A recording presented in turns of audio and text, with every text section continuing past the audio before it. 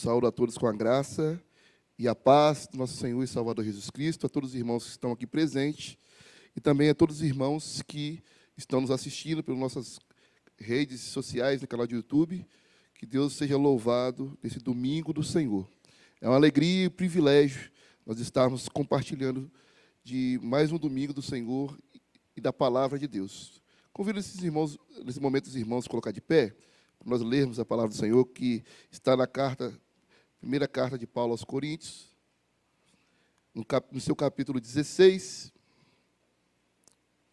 a partir do versículo 13.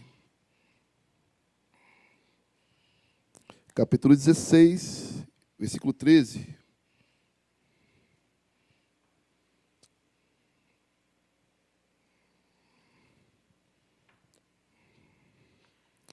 Vamos ler?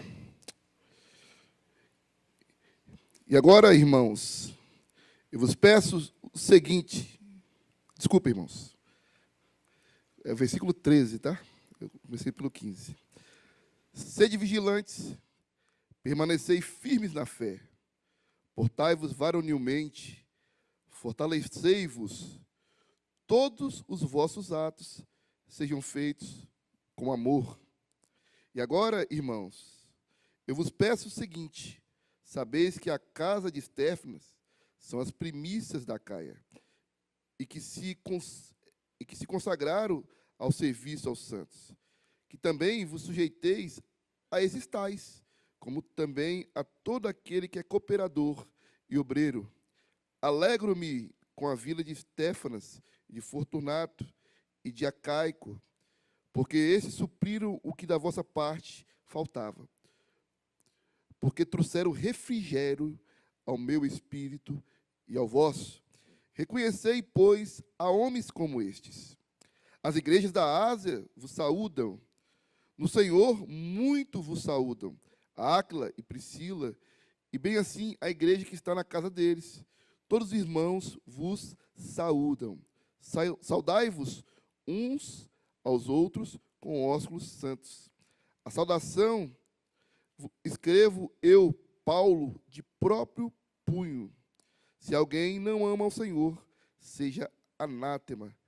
Maranata, a graça do Senhor Jesus seja convosco. O meu amor seja com todos vós, em Cristo Jesus. E a igreja diz, amém. Pode sentar, queridos, por gentileza. Queridos irmãos, é um privilégio para nós chegarmos a esse final, essa reta final da carta aos Coríntios, primeira carta de Paulo aos Coríntios. Lembramos que durante todo esse ano, no culto matutino, nós expomos essa carta, tentamos ser o mais fiel possível àquilo que Deus ele propõe para a sua igreja, né? O propósito de Deus através dessa carta para a sua igreja. Gostaria de dizer que o intento de Paulo a dar essas orientações finais era firmar aquilo que ele já tinha colocado em toda a carta. Então, o final de uma carta, ela reafirma os pontos principais, da qual era o alvo e o propósito do apóstolo Paulo. E, ao mesmo tempo, ele procura encorajar a igreja do Senhor. Então, é importante nós lembrarmos que isso não anda distante da narrativa bíblica. Nós vamos ver que Paulo, ele também encoraja Timóteo. Então, a comunidade cristã, ela vive uma vida de discipulado, de encorajamento. E Paulo, na carta aos Timóteos, capítulo 2, versículo 2, ele dá instruções a Timóteo. E essas instruções ficam muito claras e evidentes e ecoam aquilo que aconteceu em Êxodo, capítulo 18, versículo 21. No serviço aos santos, há um encorajamento. Nós vemos em Êxodo, capítulo 18, versículo 21, quando Jetro vê Moisés prestando serviço ao povo de Deus, e vê o cansaço de Moisés, e vê a fadiga do povo, quando o povo era abençoado, o Jetro, mais experiente, um homem mais vivido, ele chega para o seu genro mais moço e diz: procura dentre o povo homens capazes, temente a Deus, homens de verdade, que aborreçam a avareza, põe-nos sobre eles por chefe de 1000, chefe de 100, chefe de 50 e chefe de 10. Nós vemos esse mesmo caráter na instrução de Paulo. Em olhar ao serviço dos santos e olhar a característica do povo de Deus, tinha que ser homens e mulheres com características bíblicas. Nós vamos ver, portanto, indica claramente que o processo de discipular, avaliar, incumbir e comissionar novos líderes para o serviço aos santos é a maneira correta de transmitir a liderança dentro da Igreja de Cristo. Portanto, irmãos, quanto à nossa vocação, o nosso chamado e as nossas forças, elas são revigoradas no Senhor. Jesus, Ele é o Senhor da igreja. Portanto, as nossas forças são revigoradas neles. Talvez você é um jovem ou você é um ancião, está passando por um momento de difícil, depressão. Lembremos que esses momentos difíceis, depressão, ele vem sobre a igreja. Mas enquanto nós estamos fazendo o serviço de Deus, o Senhor nos promete que nossas forças são revigoradas. Nosso chamado ministerial, nosso chamado ao serviço dos santos são revigorados. E existe uma frase que retrata muito bem isso. Mesmo idosos, não se afastem de sua missão e de seus propósitos porque estão cansados e deprimidos. Ficamos cansados e deprimidos quando nós nos afastamos da verdadeira missão a qual Deus nos comissionou. Portanto, Deus é a nossa força. E em Josué, capítulo 14, versículos 6 e 12, Caleb, ele já na uma idade mais avançada, ele, filho de Jefoné, ele olha para trás e vê o quanto o Senhor encorajou durante a sua jornada, o quanto Deus foi fiel para ele diante das adversidades e diante das lutas. E dessa forma, irmãos, eu gostaria de dar o tom a essa carta, de lembrar-vos que nós estamos já, aprove a Deus, nós finalizamos essa carta no final, em dezembro, devido ao aniversário da igreja, lembrarmos, irmãos, o quanto Deus foi fiel para conosco.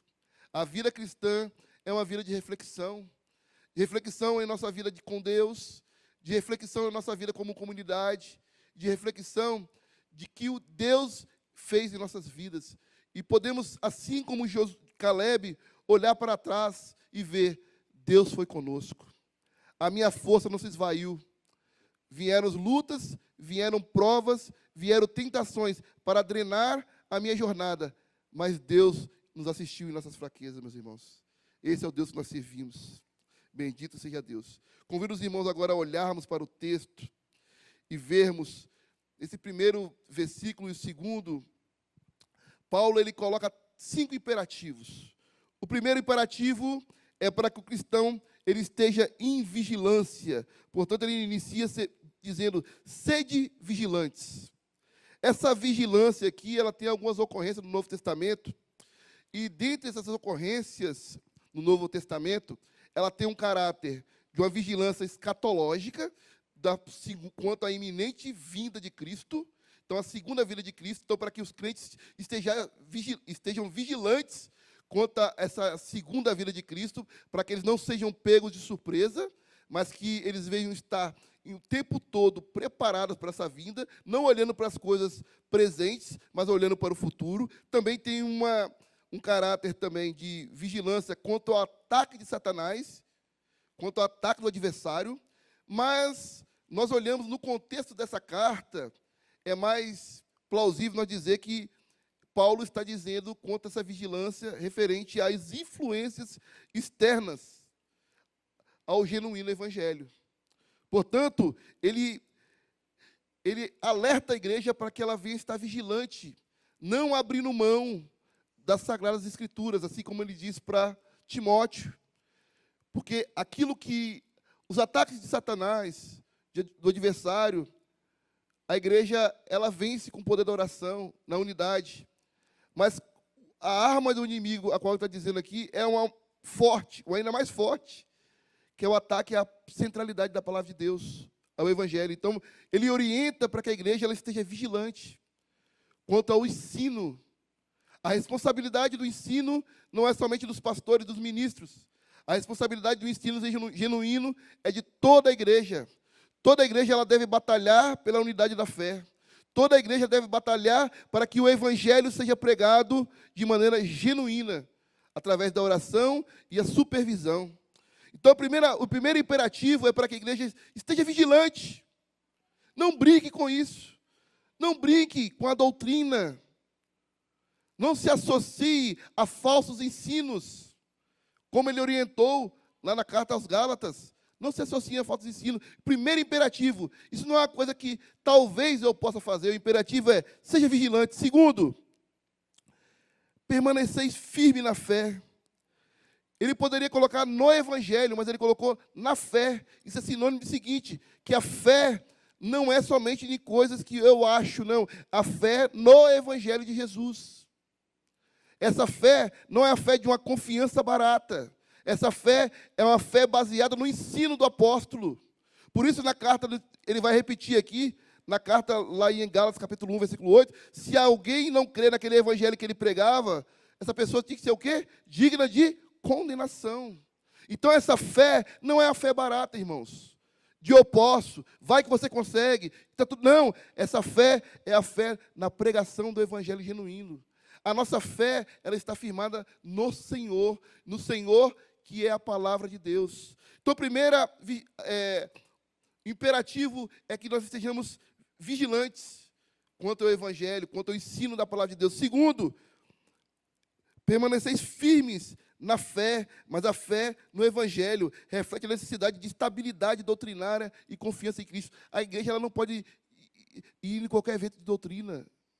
Por isso é importante o ensino sólido, a estabilidade doutrinária do ensino. Por isso que os ministros, eles se labutam em trazer um ensino genuíno e verdadeiro. Então, terceiro imperativo, portai-vos varonilmente. Junto com o quarto, fortalecei-vos.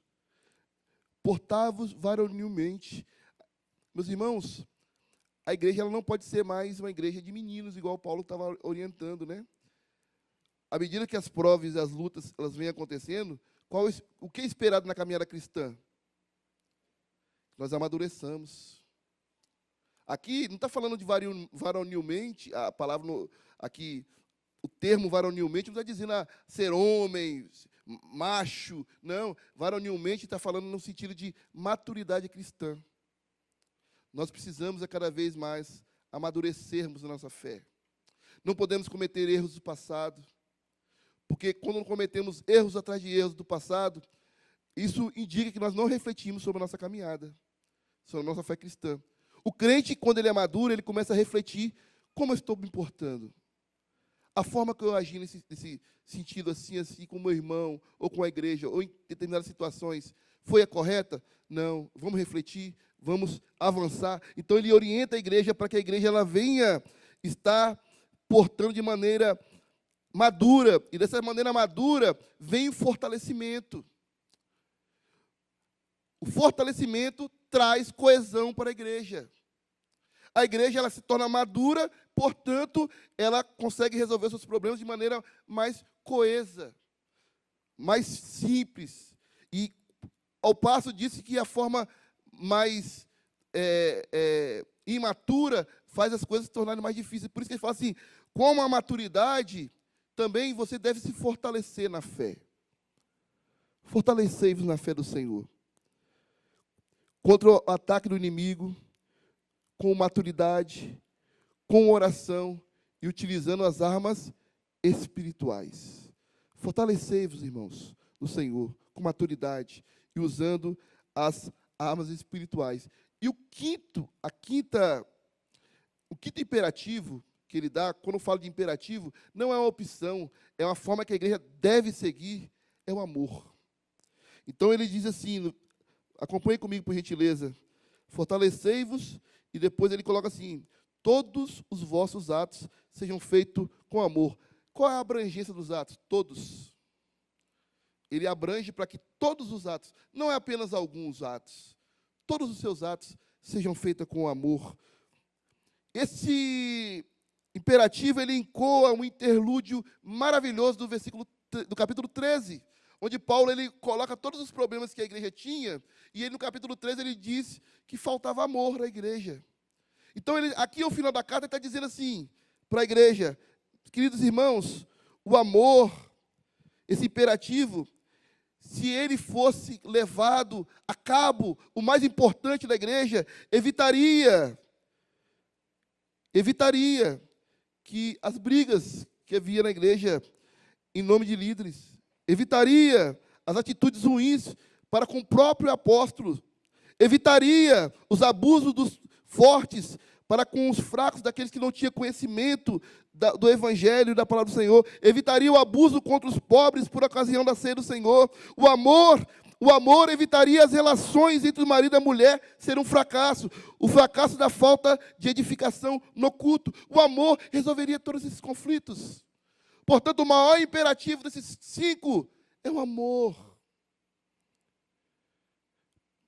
Se o amor não for o maior, nada vale. Caso fizesse todas as coisas com amor, tudo isso teria sido evitado. Que conselho maravilhoso, né? Do Paulo. O amor resolve todos os conflitos.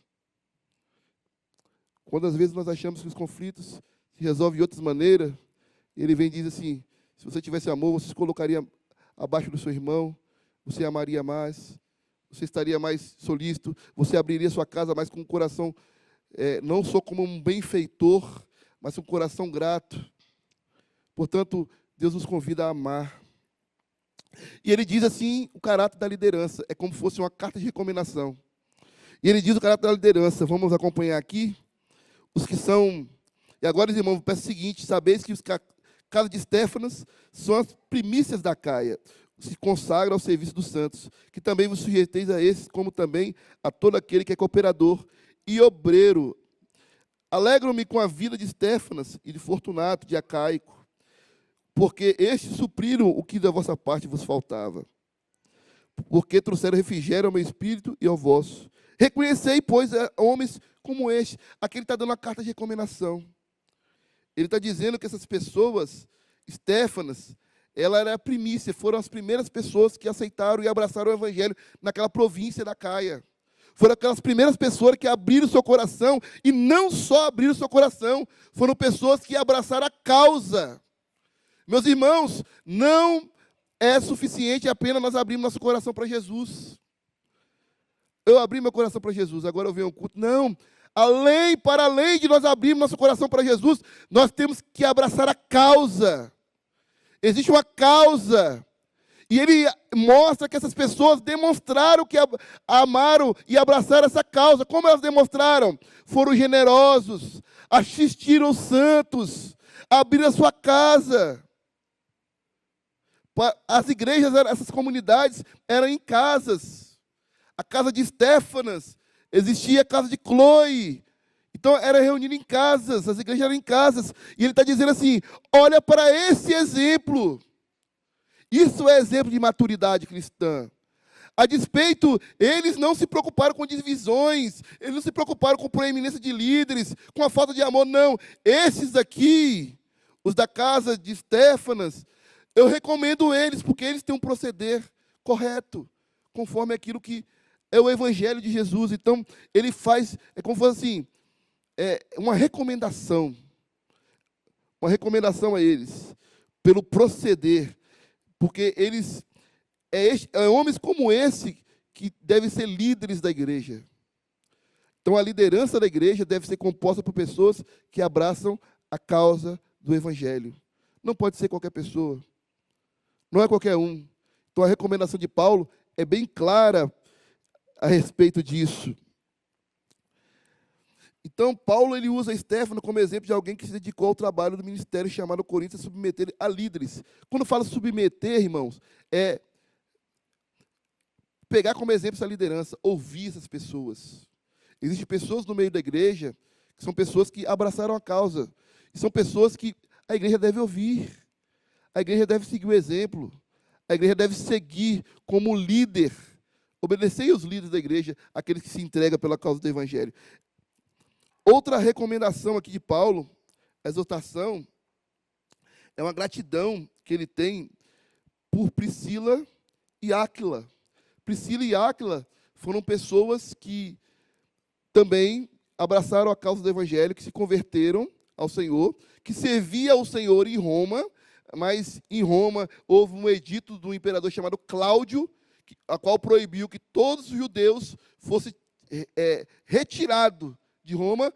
Neste momento, eles foram para Corinto. E lá eles se viram ao Senhor junto com Paulo. Inclusive, foram eles que ajudaram Paulo.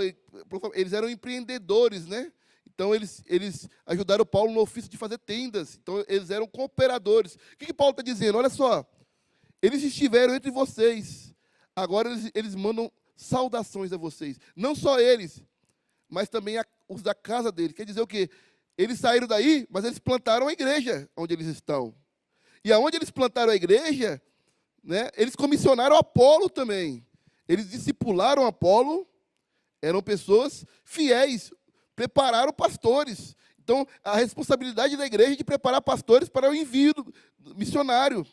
Então, eram pessoas que, para além de ter servido em Corinto, eles continuavam servindo. E a igreja, ela era muito maior do que Corinto. O caráter de Paulo escrever isso é dizer o seguinte: existe uma igreja muito maior e para além dos lugares onde você se reúne em Corinto. Existe uma igreja universal. Meus irmãos, existe uma igreja muito maior do que essa igreja aqui visível. Existe uma igreja universal. Então, Paulo, ele faz essa saudação também a Priscila e Áquila. É um reconhecimento daqueles que servem juntos, né? Nós temos que reconhecer, queridos irmãos, aqueles que sofrem conosco, como irmãos. Aqueles que choram conosco como irmãos. Aqueles que se alegram conosco como irmãos. Faça uma reflexão de quantos momentos difíceis que você passou, que tinham irmãos ao seu lado, que tinha a igreja ao seu lado orando por você. Faça uma reflexão de quantos momentos de alegria que tinha um irmão alegrando com você, que glorificou ao Senhor por a sua vitória. Portanto, aqui no final agora, Paulo ele faz uma saudação e a bênção. Uma saudação final, finalizando, portanto, a sua carta. Ele diz o seguinte: as igrejas da alta vos saúdam no Senhor, e vos saúdam a Priscila e Áquila, a igreja que está com eles. Todos os irmãos vos saúdam, saudáveis uns aos outros, com o ósculo santo. Aí você para pensar, a igreja de Corinto era uma igreja que vivia muitas vezes em desarmonia, em divisões. Mas agora ele diz assim: reatem esse amor fraternal para com vocês. Houve problemas, houve dissensões, houve divisões, houve situações que afastaram vocês. Agora se aproximem, irmãos. O beijo é a forma mais íntima de você demonstrar um amor por um irmão.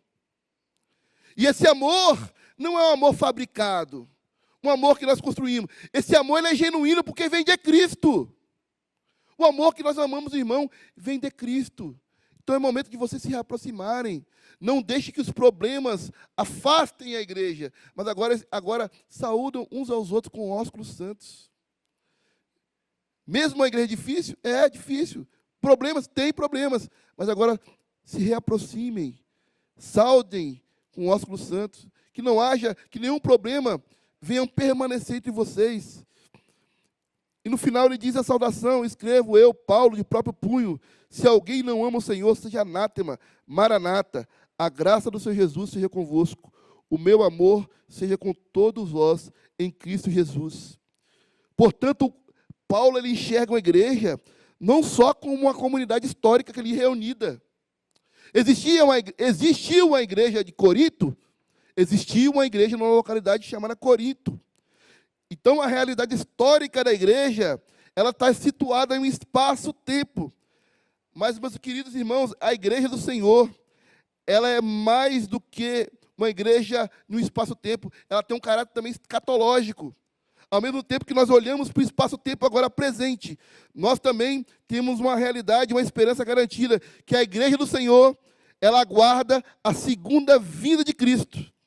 Então, a igreja do Senhor, ela não é só um espaço temporal, não é a igreja só em Corinto, não é a igreja só aqui em Vila Velha, mas a igreja do Senhor é a comunidade dos santos reunida em todos os lugares. Hoje, e antes de nós, e antes de Jesus, essa igreja, ela é reunida por um só Deus, Pai, Filho e Espírito Santo. A igreja do Senhor, ela foi estabelecida dentro do reino de uma glória celeste e ela perdurará até a consumação dos séculos. Então, nós olhamos para isso e vemos Paulo trazendo esse caráter de uma igreja universal, que experimenta agora a atenção do já e ainda não.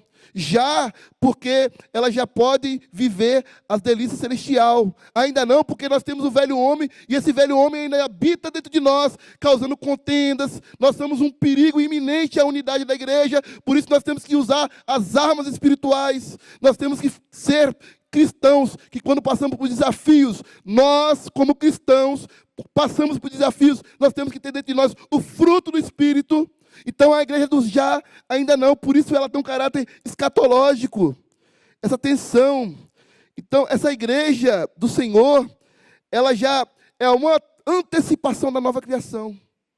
Deus começou a sua nova criação demonstrando o seu caráter dentro da igreja.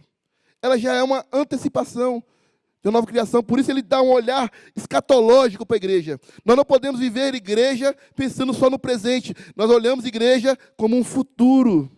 E nós temos dentro de nós o Espírito Santo, irmãos.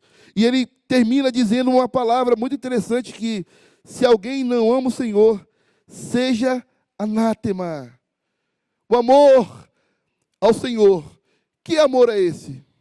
Ao Senhor. Se é uma pessoa que é membro de uma comunidade, e ela continua rejeitando as orientações da palavra de Deus. É uma pessoa que não ouve as instruções dos seus líderes. Essa pessoa não ama o Senhor, é isso que Paulo está dizendo. Se a pessoa não quer ouvir o Evangelho, ela não tem parte com Jesus. Essa pessoa já está anátema, é separado. Desculpe, irmãos. Vou beber água aqui.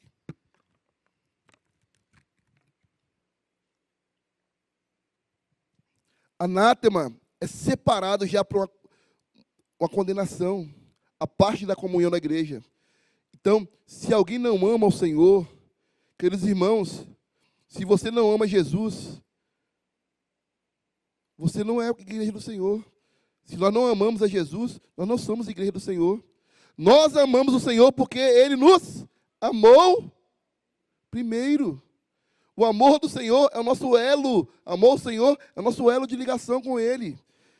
Se alguém não ama o Senhor, seja anátema. Demonstre o seu amor pelo Senhor, ouvindo e aplicando a sua vida de santidade. Não podemos abandonar nossa vida de piedade prática, diária, nos nossos lares, no treinamento dos nossos filhos ao serviço cristão. O amor do Senhor é a causa de nós não sermos consumidos. E Ele diz que a graça do Senhor está sobre a igreja. A graça é o favor preponderante para a existência da igreja. Se não fosse a graça de Deus, nós não estaríamos aqui. A graça do Senhor é a força motriz para que a igreja subsista e exista. Portanto, nós sabemos disso, irmãos. Se chegamos até aqui em 2024, é porque a graça do Senhor esteve sobre nós. Se você chegou até aqui em 2024, é porque a graça do Senhor esteve sobre vocês. O meu amor seja com todos vós em Cristo Jesus. Eu amo essa igreja. No final das contas, mesmo que a igreja possa me rejeitar, Paulo está dizendo isso, mesmo que alguns tenham diferença comigo, eu amo vocês. Sabe por que eu amo vocês? Porque eu amo Jesus. Aqueles que amam a Cristo, amam a sua igreja. Nós encerramos, portanto, irmãos, essa mensagem em uma época muito oportuna. E nós temos algumas aplicações para a igreja, para que você venha refletir sobre todo o ensino que nós trouxemos na carta aos Coríntios. E ao mesmo tempo que nós trouxemos ensino, nós vivemos desafios dessa carta. Os irmãos fizeram essa reflexão? Sim ou não? Que enquanto nós trouxemos esse ensino, nós vivemos desafios que essa igreja viveu. Sabe por quê? Você não é feito de um material diferente dos irmãos de Corinto.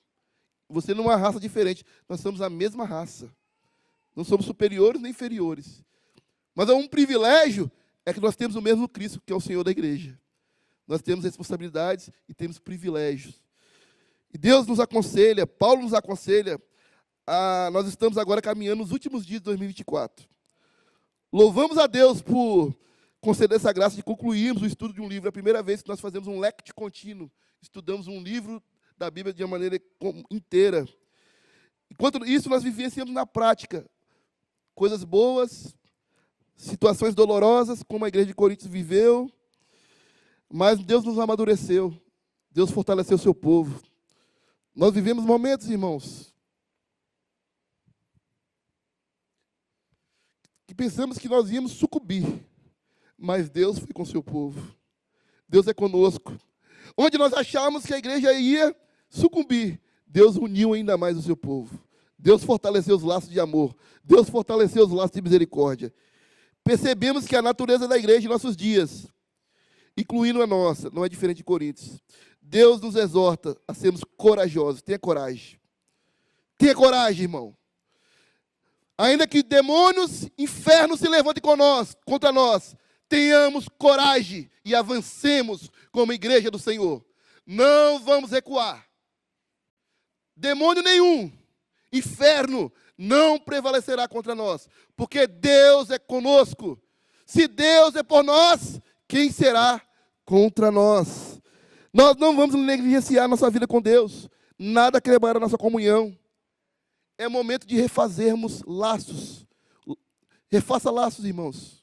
Se você tem um laço estremecido com alguém, com algum irmão, com um parente, refaça laços. Reate pontes. Refaça os afetos. Não deixa o mundo te levar. Né? Tem uma música aí de um cantor famoso, né? Zeca Pagodinho, né? Deixa a vida me levar. Não deixe a vida te levar. Reflita sobre a sua vida cristã e refaça a sua caminhada. E que Deus possa nos abençoar. Nós vamos cantar o louvor, colocar de pé, irmãos, de glorificação a Deus, por nós encerrarmos essa carta. Louvamos a Deus por ter dado graça o suficiente para nós ouvirmos todo esse ensino. É muito significativo, nós temos um membro, a igreja, representando a igreja, para glorificarmos ao Senhor por essa etapa vencida pela graça de Deus. Aleluia. Aleluia.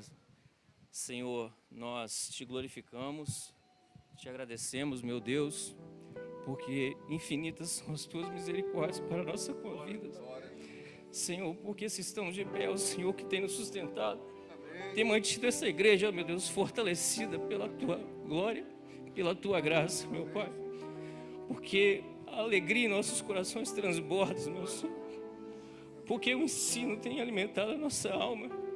Senhor, teu sustento é maravilhoso para nós, porque um dia o Senhor nos escolheu, meu Pai, para fazermos parte dessa família e recebemos essa herança que o Senhor tem preparado para nós. Ó Pai, Senhor, nos faltam palavras para agradecer tudo aquilo que o Senhor tem feito por nós, meu Deus, porque nós não somos merecedores, mas a tua graça nos basta, Senhor. Louvado seja o teu nome, ó Pai, porque nós estamos findando mais um dia, mais um ano na tua presença. Senhor, não somos merecedores, meu Deus. Ó Pai, mas muito obrigado, porque o Senhor tem sido cada dia, ó Deus, com nossa família, Senhor, com nossos familiares. Senhor, tem mantido nossos empregos de pé, o nosso sustento, a tua casa. Senhor, tem cuidado dos enfermos da tua igreja. Senhor, tem cuidado das irmãs gestantes. Ó Pai, por tudo que o Senhor tem feito, ó Deus. E por esse, muito obrigado, ó Deus, por esse ensinamento, onde aprendemos, ó Pai, o que é ser igreja. Senhor, louvado seja o teu nome, ó Deus, por tudo que o Senhor tem feito em nossas vidas, em nome de Jesus. Amém, Senhor. Que a graça do nosso Senhor Salvador Jesus Cristo, o amor de Deus, nosso glorioso Pai, também as doces e eternas consolações do Espírito Santo de Deus, sejam com todos vocês, igreja do Senhor, hoje e para sempre. Amém.